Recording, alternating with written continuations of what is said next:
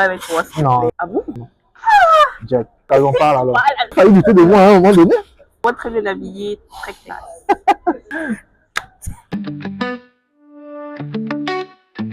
J'ai comme invité aujourd'hui Jane Austen qui va nous parler de son parcours.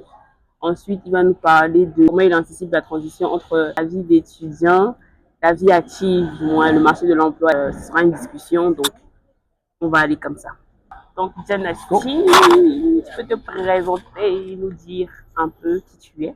Et moi, c'est Chazo et John Austin, étudiant en master 2 finance d'entreprise à HEM Casablanca.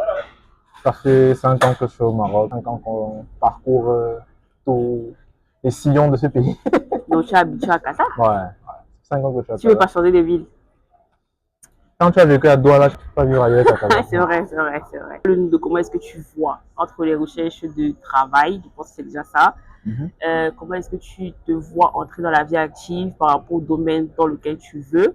Comment tu te prépares? Donc, si tu peux nous dire un peu comment est-ce que tu vois cette chose. La transition, pour être honnête, elle est assez compliquée mentalement.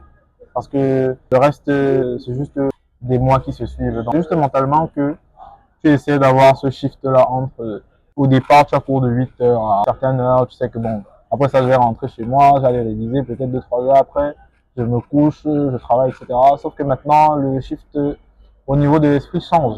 Littéralement, on te paye. À partir du moment où on te paye, là maintenant, c'est devenu autre chose. Les engagements, c'est différent. Et ouais, il faut prendre le temps de se préparer psychologiquement à ce shift-là. Ce que te préparer aujourd'hui, c'est demander, poser des questions à des gens qui bossent dans le secteur dans lequel tu travailles pour avoir des insights. Et moi, l'insight qu'on me donne, par exemple, c'est qu'il faut être capable de bosser de 9h30 à 23h tous les jours. Ça, j'en doute pas, je vais le faire, mais ça prend du temps de se mettre en fait dans le moule. Et surtout qu'avant, tu avais des stages d'observation, des stages de spécialité. Il n'y avait pas vraiment d'engagement et de contraintes dans ces stages-là. Mais aujourd'hui, avec un stage PFE, comme on dit, c'est littéralement, comme je disais à mes proches, à mes camarades, c'est ce qui va décider de la suite de ta carrière professionnelle. Et donc, tu commences à te remettre tout en question. Tu te demandes, est-ce que vraiment je vais réussir à le faire? Est-ce que ça... Après, ça veut dire que tu n'as pas confiance en toi, mais c'est que la question se pose. C'est vraiment la question à se poser. Mais est-ce que c'est dans les domaines que tu vises directement, que tu as ces insights-là, ou bien c'est juste, du moins, tu as plusieurs aspects ou plusieurs domaines dans lesquels tu voudrais bien demain travailler, et c'est là que tu te poses des questions aux professionnels, ou tu fais comment? Il y a deux façons de voir les choses. Après, si on parle de mon cas personnellement, j'ai toujours été l'enfant qui pose toutes les questions aux gens, qui je fais chier là, ouais, ça a toujours été moi. Ça se voit. Je voulais bien savoir dans quoi est-ce que je vais travailler. Du choix de la spécialité, même c'est vrai que je savais même avant de passer pour que j'allais faire finance. Après ça, tu te rends compte donc que la finance est trop vaste. Tu veux faire quoi en finance? La seule façon de connaître, c'est de demander, c'est de demander, c'est de demander, c'est de demander.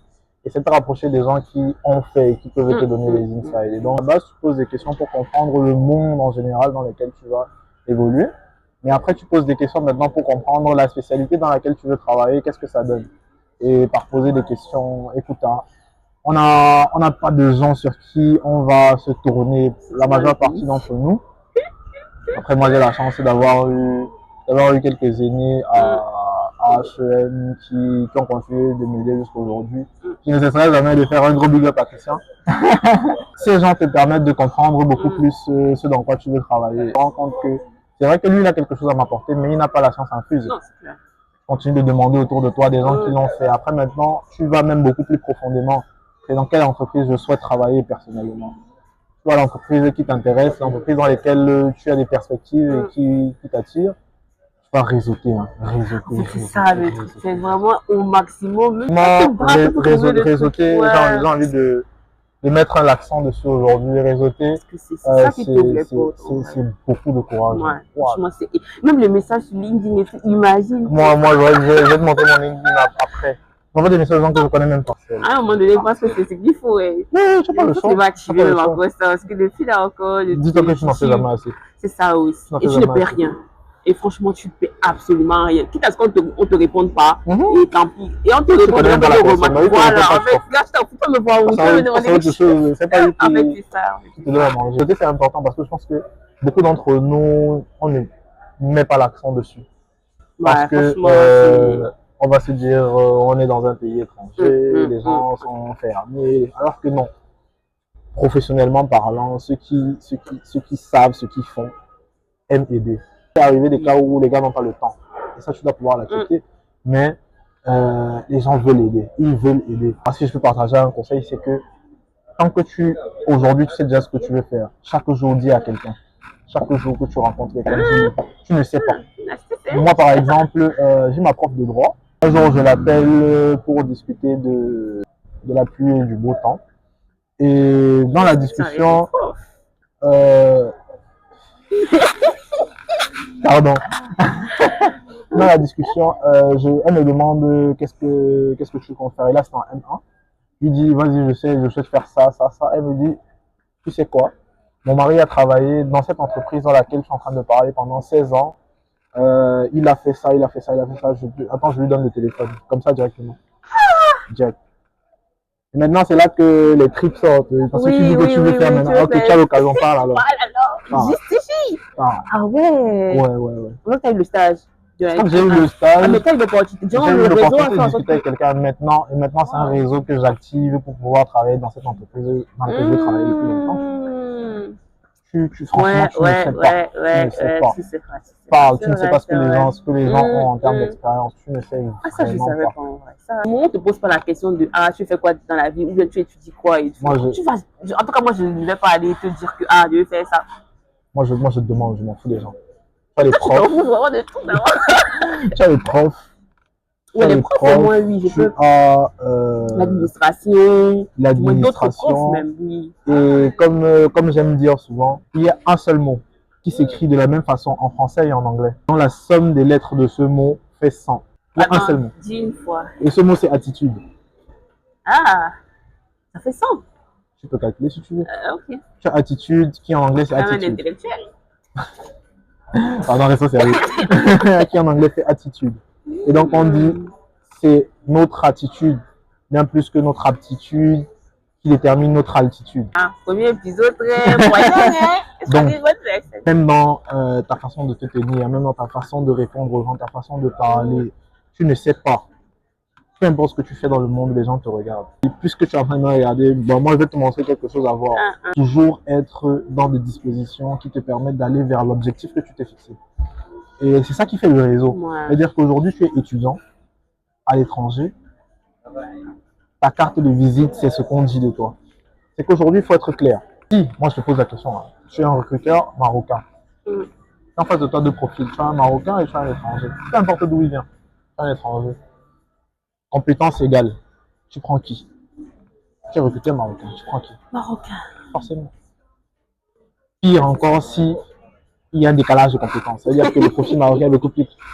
Tu oublies déjà. Oublie, on ne t'a même pas le mot pour dire qu'on a refusé ta candidature. Non, t'as même pas. Tu rentres chez toi. Donc c'est simple.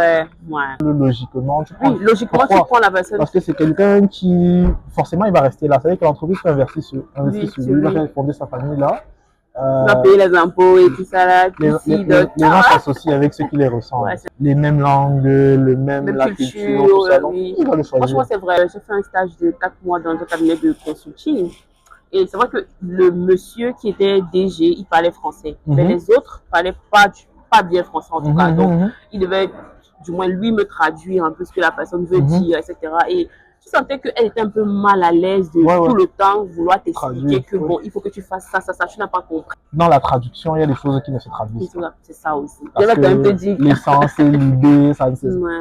Bon, je ne vais pas faire une mauvaise épisode pour moi, je ne parle pas parler. Toi, tu parles bagarre peut-être. Vas-y. Oui. Il y a des choses que tu ne peux pas traduire en français et qui ont la même signification ou bien la même portée que tu voulais, du message que tu voulais partager, c'est la même chose.